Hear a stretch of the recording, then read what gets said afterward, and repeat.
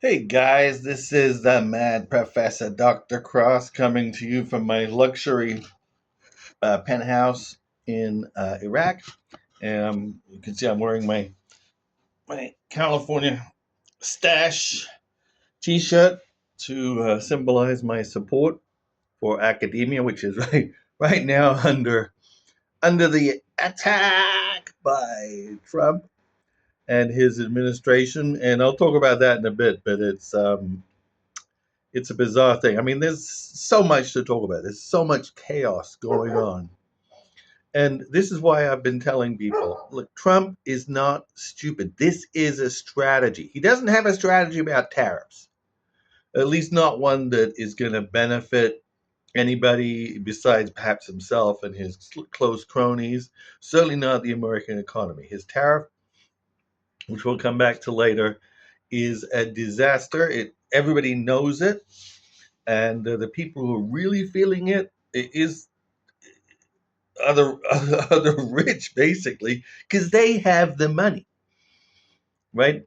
So yeah, to a certain extent, rich people can benefit by playing the stock market, but they're being played by Trump, right? And since they're being played, like businesses cannot operate.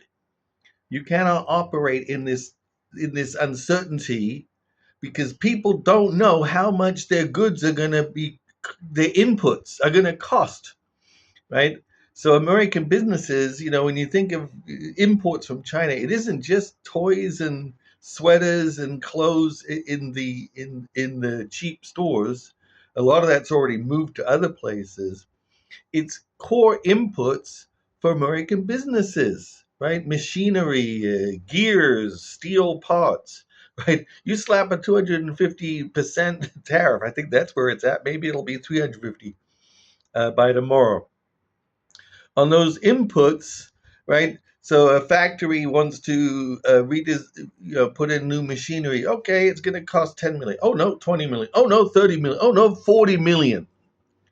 Not only that, you can't get it there because all the shipping is shutting down, right? You can't even get goods shipped, even if you want to pay a tax of 300%, right? So, if you assume that tariff was stable, let's say it's 200%. Okay, so they're going to say, okay, we're going to have to pay for $100,000 inputs, $200,000 in taxes, right? So that makes it 300,000, right? Okay, they can calculate that, and if they know that's what the price is going to be in 3 months, 4 months, 6 months, a year, they can calculate and say, okay, we can still make a profit at that price, right? Or they can say, okay, over time we can look for other alternatives, but right now we can go with it, right? They cannot because Trump keeps changing the rules every 5 minutes, right? So the issue is not even the tariff, right? That's a massive tax. And it's hitting businesses because they're in the middle. They have to try to pass these costs on to consumers or go out of business, right? Just stop producing, right? So a lot of them, they don't know what to do. They don't know what to plan for, right? If they knew what the tariff was, they could say, okay, we can pass along some of this, we can do this, we can do this. They don't know because Trump is not. He doesn't care about the tariffs. He doesn't care about raising tax revenue. He doesn't care even about punishing others. He just wants to make chaos. Get it through your head, right? He is not stupid. He knows these things are going to create chaos, and that's why he's doing it, right? And he will keep doing it until somebody tells him to stop, right? Who's going to tell him to stop? Well, lots of people could.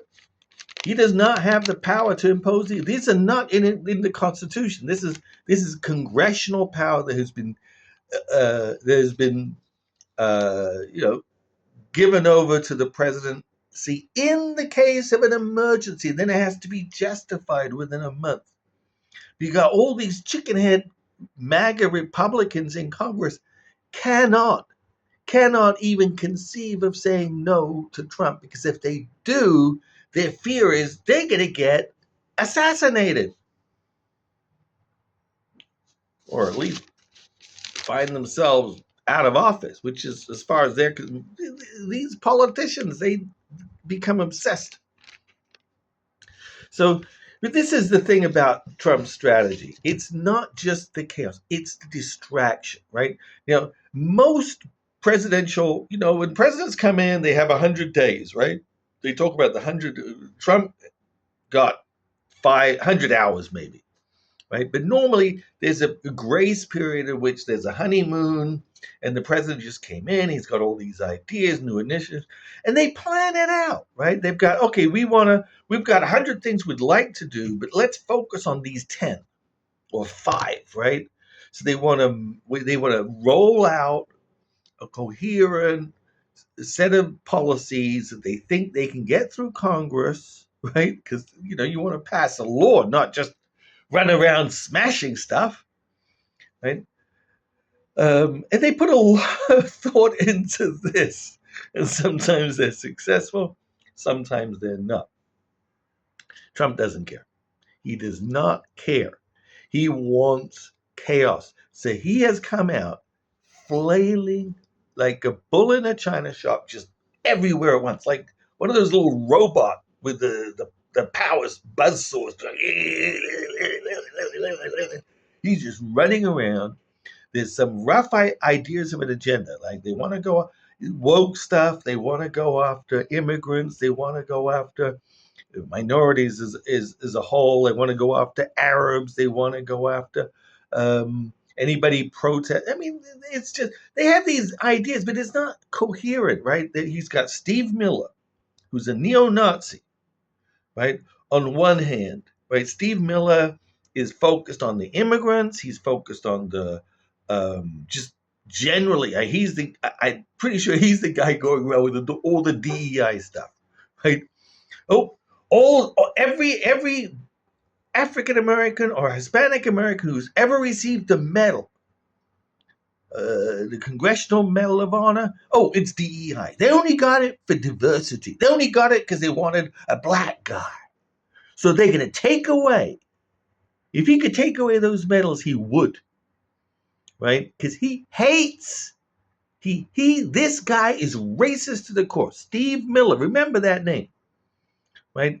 Because when this regime is toppled, and Donald Trump, even if he's dead by that time, is hanging by his feet in front of the Lincoln Memorial, right? Because that's what's going to happen to him.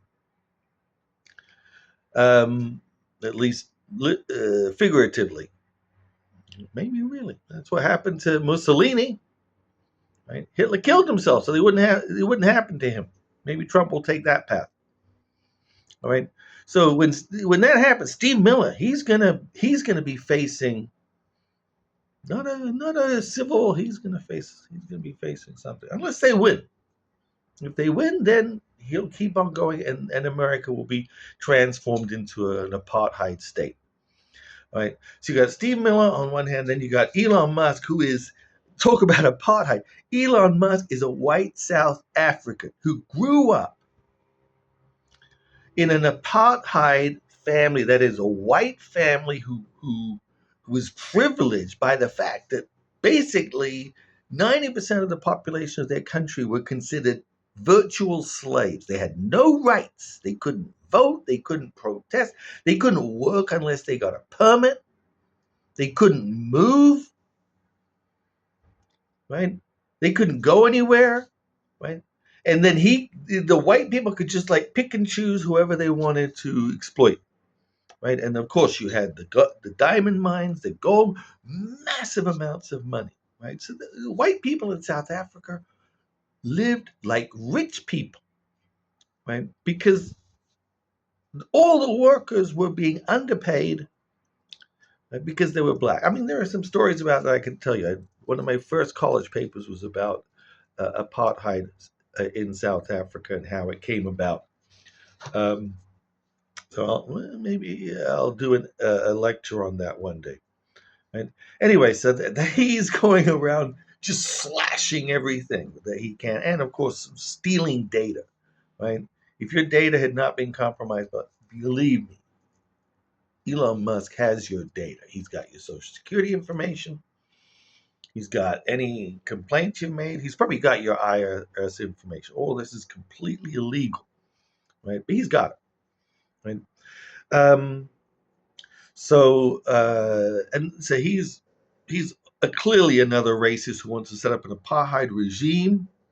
He's got kids he's fathering with pure white mothers all over the place. I think there was some movie about Hitler's clones, like the Germans had created all these clones of Hitler, children who'd been, women had been impregnated with Hitler's sperm, I guess, and all these children. I think it was the children of Brazil or something.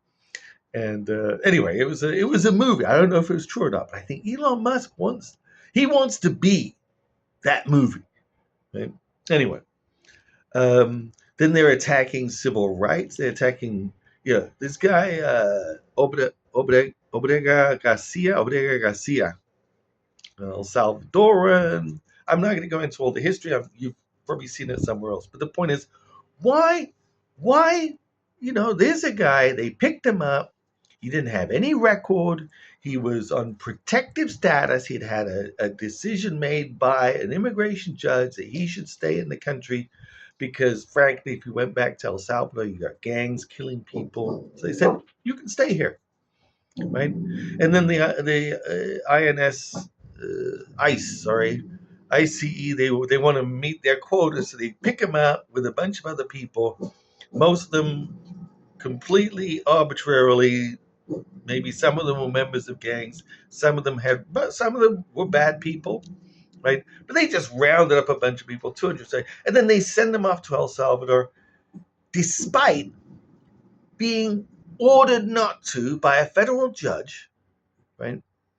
And this guy, they get here, they have to admit, well, it was an administrative error. He had nothing against him, right? They admitted this in federal court. So the court says, well, bring him back, right? So what is Trump doing? He's just made this into a cause celeb, right? He's made it into a cause. Oh, this guy, he's a criminal. And all his spokespeople, that horrible whoop in the press room, and that person who's head of Homeland Security. I don't even want to talk about these people. The dog killer. Remember the puppy killer, right? Shaggy, remember her? I don't even want to remember her name. She's a nobody. This woman in the press office is a nobody. She's 26. She's completely uneducated. All she can do is come out and lie. And that's what they do, right? He's a criminal. Somebody accused him of being a member of a gang. He had tattoos. His wife complained about him one time. And you want to bring this? He's a terrorist. He's like they said he was like, oh, he's a father. Well, Osama bin Laden was a father. Well, geez, by that logic, every American who's a father could be a terrorist. Let's send them all to El Salvador.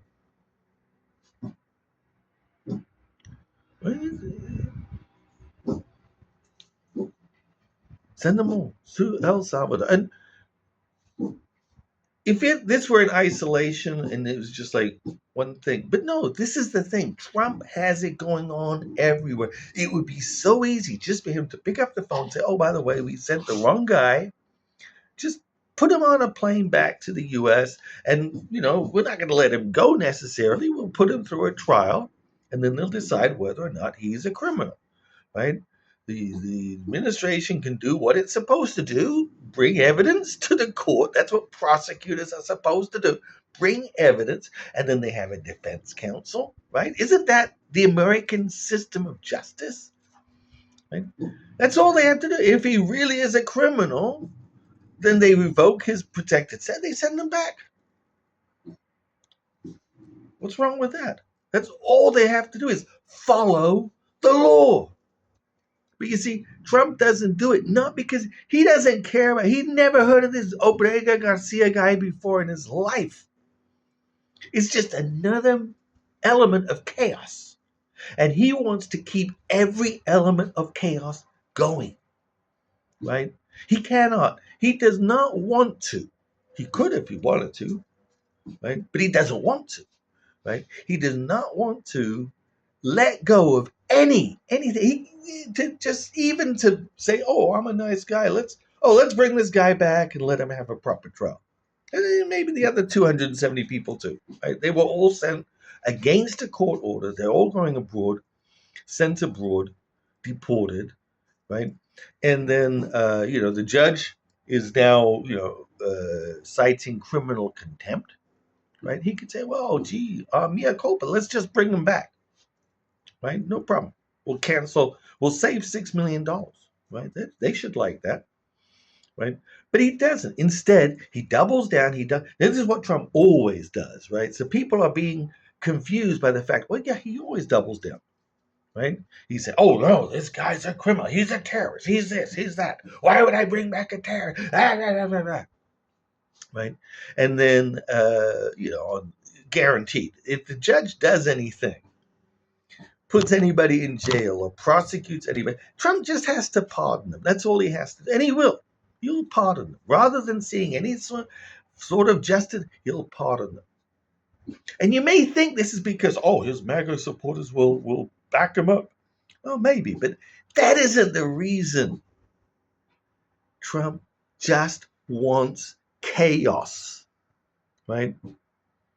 And the more he can get people upset about all these different things, and I'm not saying people shouldn't be upset, because you probably heard that he said, "Oh, we're going to start sending homegrown criminals or whatever, or whoever get picked up on the street and claimed to be a criminal by the Trump regime.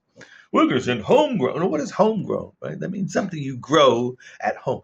Natural born citizens, right? That's what he told the El Salvador dictator who came into the White House without a tie, without a suit. But yet, for some reason, J.D. Vance didn't attack him for being disrespectful to the Oval. Anyway, so he told him, right, and you probably heard of this, that he's going to start sending homegrown. That is natural born citizens. But I bet this is what they're going to do first. They're going to start sending dual nationals. Right? A dual national is somebody typically from another country who has become an American citizen but never renounced their original citizenship. So they have two citizens, right? You may have heard of, like, in the past, people being arrested in Iran, they're held in jail. These are often dual citizens, and it's very hard to get them out because Iran says, "This is our citizens, he falls under our law." U.S. has nothing to do with it, right? And the U.S. in the past, my understanding is that you couldn't if you became a U.S. citizen, you had to renounce your previous citizenship. But I've noticed in recent years, recent decades, a lot of people have become U.S. citizens. They still hold their other passport, and this has been accepted basically by the United States.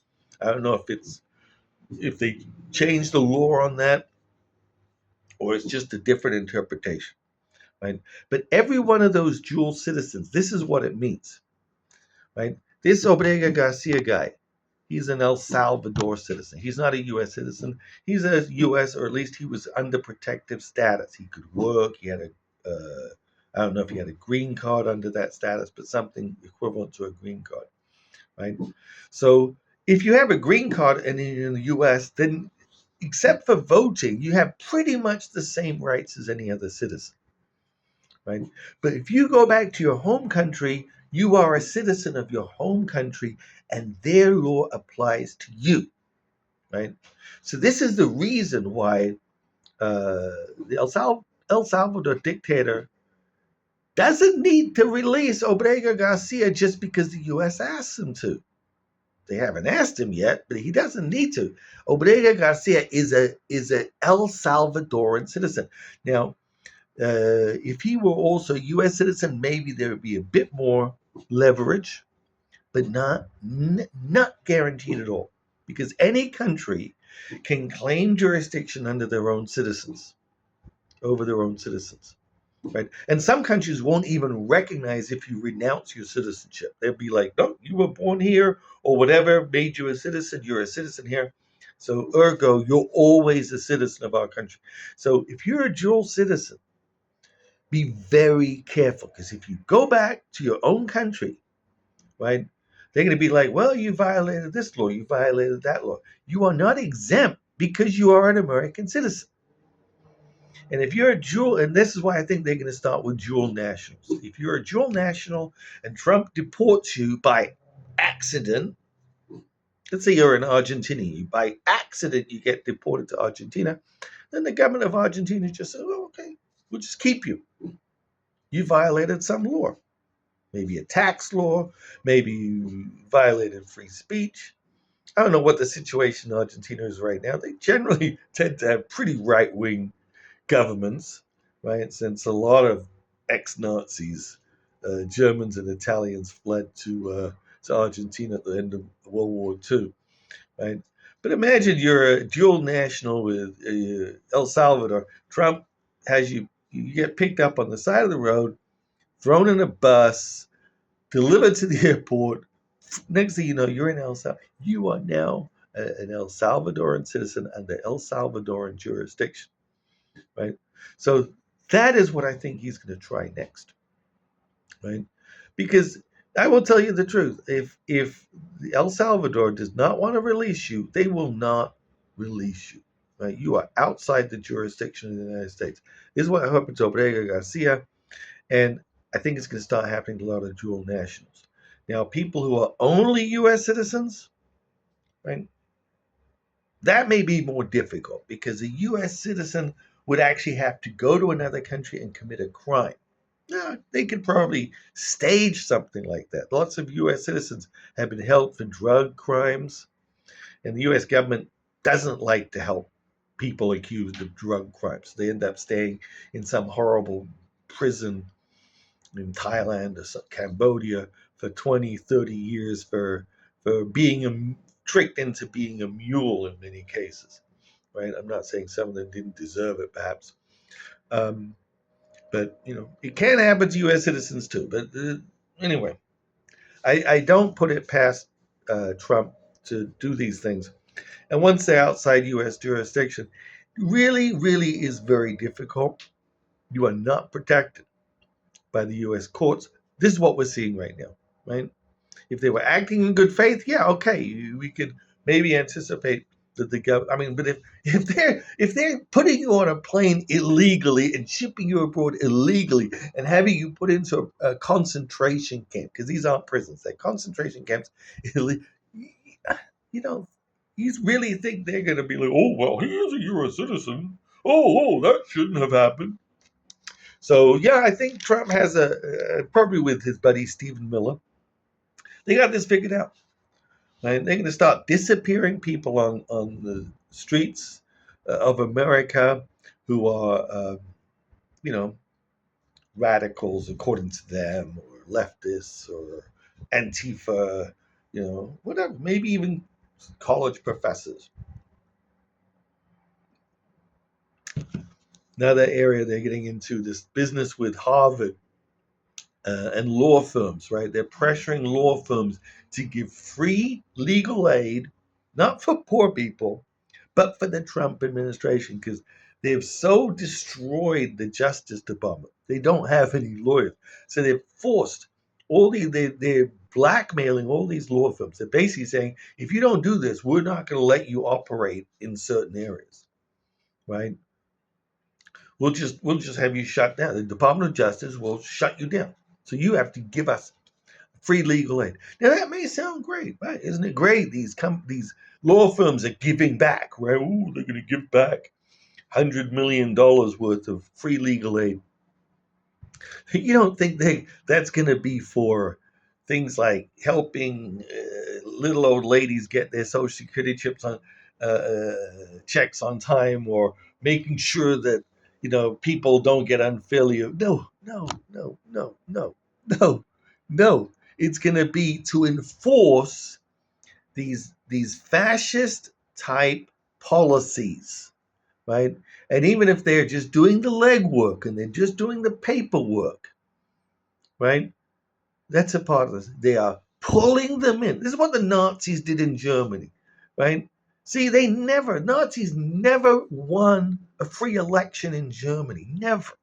But they got enough power that they could start subverting they would start subverting the court system by either getting rid of judges they didn't like, forcing them to resign, and then they would get promote people they liked, right? And they would go into the universities and they would same thing, get rid of first, of course, all the Jewish professors, all the Jewish judges, right? All the Jewish policemen.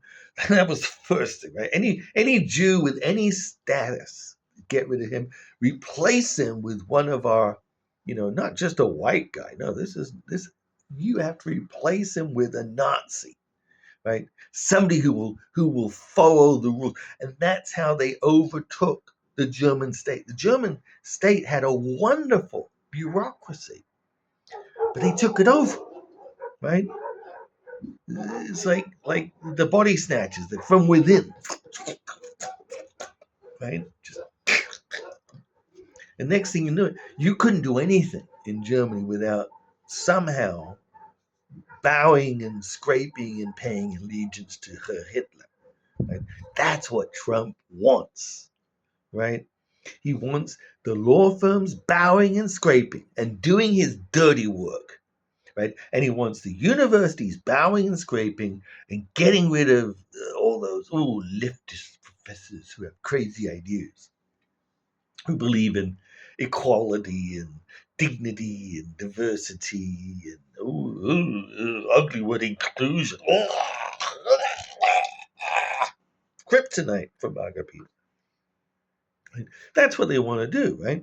So they're going straight at the core because you see, they know that when you attack places like Stanford and Harvard and Yale, their MAGA supporters love it. Right? Everybody likes to, because we all hate everybody. Everybody in America hates elitists, right? We all hate Harvard. We all hate Yale. We all hate Princeton. We all hate Stanford because Berkeley's good. Hey, we don't hate Berkeley. Berkeley's a state university. We don't. We're just humble guys, right? But they'll go after Berkeley. They'll go after the state universities, right? And what is the lever they're using? Basically, they're saying, you do what we want. You start kicking students out. You start regulating professors on what they say or can teach in class, right? And of course, they'll have minions, little minions. The students will be reporting, just like the Nazi Party, right? If you're a professor in Nazi Germany, and you said something in your class like Hitler's plans are really stupid, you would have the local Gestapo office would get 10 letters, or 20, maybe 50 letters, maybe all your students, because everybody would be reporting on everybody else. This is what they do, right? They haven't quite gotten to that level yet because the problem is none of those MAGA bastards can get into these colleges. But believe me, they'll figure out a way, right? That's part of it. They're going to start subverting these, forcing Harvard and Yale and Stanford to start recruiting these MAGA people. They'll call it some form of charity or something. So they're going after academia. Now, used to be in academia. Wouldn't mind being in academia again, but the problem is when you don't, academia. Okay, I'm not going to get into my my negative side of academia. Academia has a lot of good things, right? I mean, the key issue in academia is freedom of speech, right?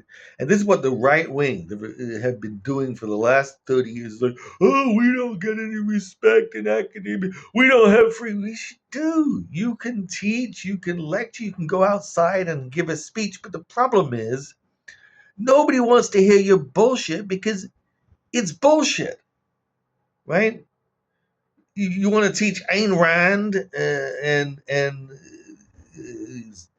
crazy economic libertarian theories, right?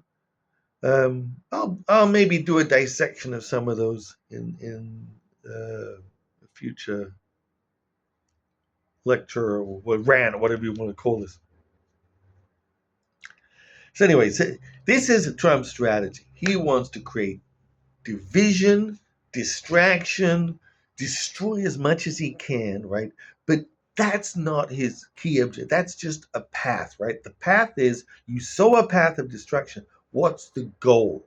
Goal is absolutism, right? He wants to become the dictator, right, of America. He told us he wants to be the dictator on day one, right? And he's getting there, right? And I seriously believe that, because of all this distraction and chaos, his plan is to basically amass as much power as he can, basically sideline the Supreme Court. They've already sidelined themselves. I mean, he could literally go and shoot them in the head, or at least he could order somebody to shoot them in the head, right? And the Supreme Court says that's cool because that was an order. Any official order, you're immune. This is what the Supreme Court said. They gave themselves a death sentence, right? To a known lunatic. They knew he was a lunatic, but they gave him a death sentence. Because at that moment, that made sense to them. I don't know exactly how, but apparently it did, right? So he's just going to take advantage of that, right? He can start disappearing members of the Supreme Court, start disappearing members of Congress. Right? Why not? Right? He's immune. Do you understand what immunity means? It means you can do anything you want and nobody can do anything about it, right? So once he starts basically taking over, and I think part of that process is he wants a war. He wants a war. I've been saying Canada because Canada, frankly, is the easiest, right, place to have a war. It's right on the border, right? You can drive right in there with a couple, 5 or 6 tank divisions, Marines and whatever, right? And whatever.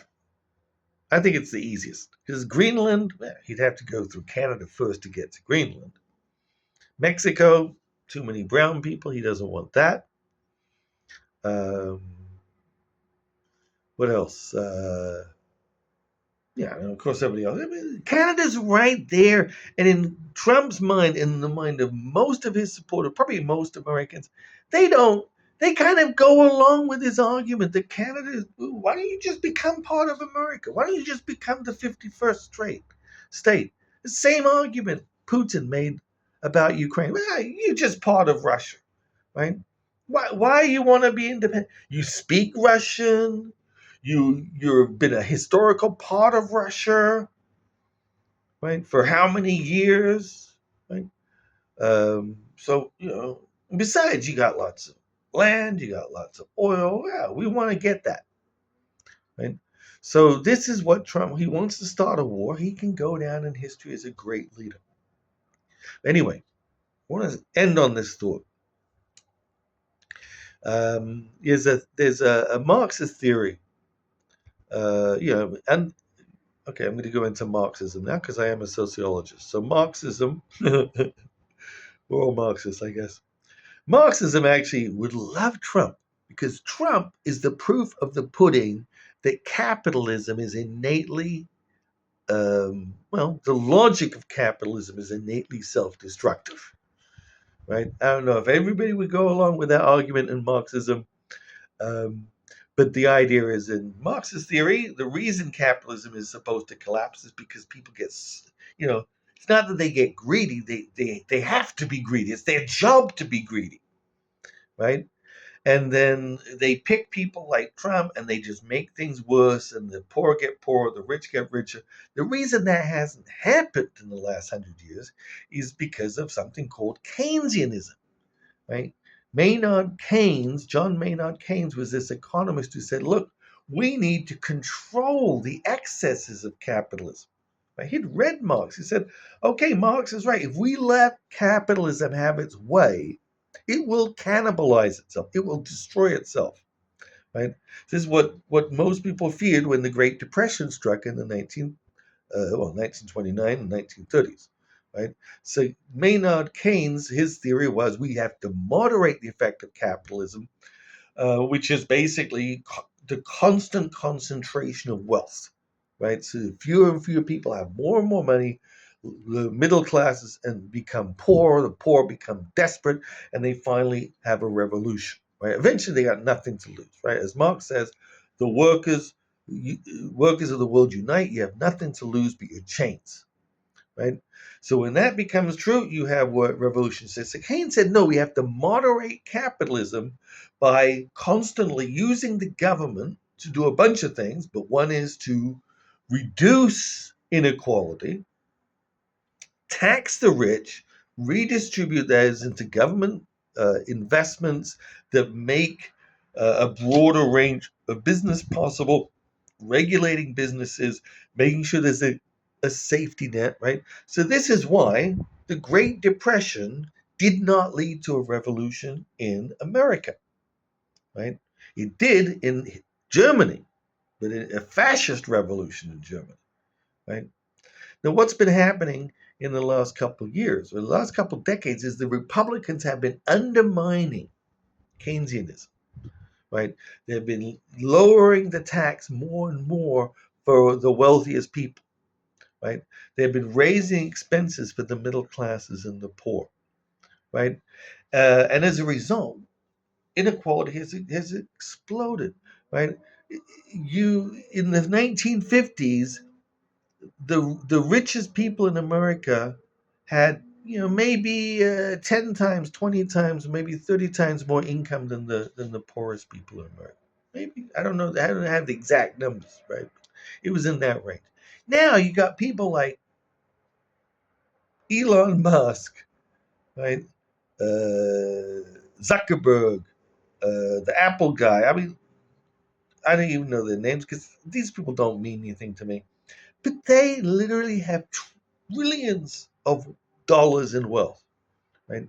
Now, what does this wealth really represent? They can't spend it all at once because it's all tied up in their stock, right? Most of which is artificially inflated, right? You think Tesla is really worth $250 a stock when it hasn't made a dime? It has not made a single cent in profit for 20 years. No, it's all hyperbole, right? Trump's stock is God knows how high. He's losing money hand and fist, right?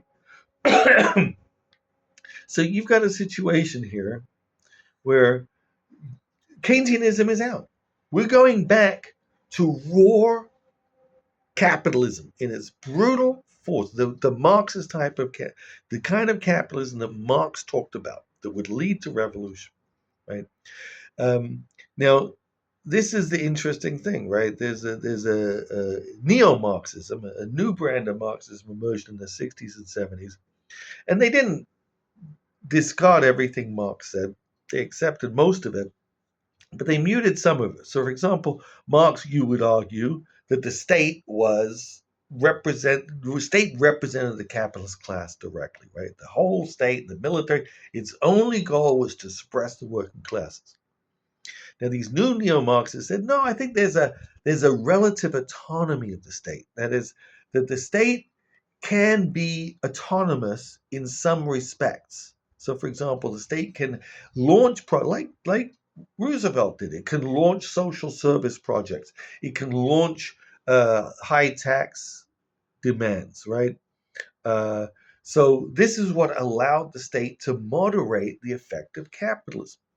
But they argued it was only relative, right? Relative means it wasn't like the state could do whatever it would like, because if they went too far, capital would withdraw its support and it would collapse, right? So what happens in countries like Chile, right? You might remember they had a revolution a coup back in the 60s. A guy named Pinochet was a socialist president. He wanted to make massive reforms and take over parts of the economy. And what happened? Well, the CIA went in, but before that, even they had this massive withdrawal of capital flight. right? Who businesses, if the government comes down and says, I'm going to raise your tax by 100%, you're going to pull your money out as fast as you can, right? So the idea of the relative autonomy of the state is that business interests, whether just as amorphous market forces, you're going to respond to a state that is basically going crazy by getting the hell out of there, right? And that will in theory either moderate the state or cause it to collapse, right? So what the CIA did in Chile, they didn't engineer the coup, they just helped it along. I mean, it was the capitalist forces, not specific individuals, but the market forces themselves held the state. So even left-wing states had to abide, right? So if they went too far, like maybe Mexico did in the 60s and 70s, you had capital flight, and the government had to basically bend back the rules. But you see, I mentioned earlier about Hitler, right? Hitler was um, also anti-capitalist in many ways. There was also capital flight, right? This is what Trump is doing right now in America. He is causing massive, massive capital flight from America. So, the theories of relative autonomy, they were looking at third world countries and how they were enslaved by this indirect form of control in the capital market. But it's the US too, right? The US government also. And the paradox, it isn't a left-wing government. It's a fascist government that is coming in and causing this capital flight. So my my latest crazy nut theory is that we may see a coup engineered by the capitalist class directly in American politics. They will overthrow Trump. Right now, it doesn't have to be a violent coup. You can have a democratic, uh, constitutional coup. Right? In other words, you're overthrowing the head of government, but you're using the Constitution to do it. So, for example, of course, you have the 25th Amendment, I believe it's the 25th, to the Constitution, deliberately allows a process by which a president who is incapacitated for some reason or another can be basically forced out, right? The cabinet has to be involved, heads of this has to be involved, heads of that. And you might say, well, how could that possibly happen? All of these positions are occupied by Republicans. Well, yeah. Who is the capitalist party in America, if not the Republican Party? Right? So I think Trump needs to start looking behind his back, right? Because you've got JD Vance, right? All they have to do is start coming up whispering in JD Vance's. And of course, Democrats, leftists, we don't like JD Vance any more than Donald Trump. But the point is, it would probably come with some other conditions.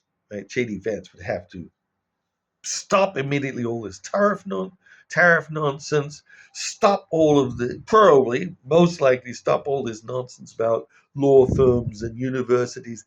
They just want to go back to business. We want a business. Trump was elected supposedly because he was a business candidate. Pro-business. He's destroying the economy. So these are the people I think are going to kick Trump out. In fact, well, they have the best chance because the Democrats, leftists, we're a bunch of losers, right? We live at the mercy of history, right? Literally, right? So it's going to be basically a capitalist coup. The state in America is going to find the limits of its relativity. It'll hit a brick wall. Trump will be out. Now, if that doesn't happen, of course, we got Adolf Hitler, right? Trump will destroy the economy in the United States, initiate some kind of war, because once you destroy the economy, you just got to start attacking places. That's what happened in Nazi Germany. Hitler's policies sounded great, gave everybody jobs, but he ran a massive deficit. plus all this capital flight. You had to start invading people to get money, right? It was a kleptocracy of the first order. This is what Trump is running, a kleptocracy. Um, so interesting concepts I brought to you today: neo-Marxism, relative autonomy of the state, and the coup, probably engineered through the 25th Amendment by basically buying off the cabinet. Because you think these people really are loyal to Trump? No. Every single one of these people are parasites, right? And as long as they are guaranteed, not everybody's going to be guaranteed. Stephen Miller is going to have to go. Pete Navarro is going to have to. These people, they're probably going to end up in El Salvador in that concentration camp if the capitalists have their way. These people are trying to destroy capitalism and start some kind of major world conflagration for who knows what purpose. We don't know. A couple other people, probably that Gogar, or there are too many of these people, right? Um, So, with that said, I wish you a very good night, and I hope you have a great day tomorrow or whenever that next day comes. Um, and yeah, hope for the best, but expect something terrible. Night.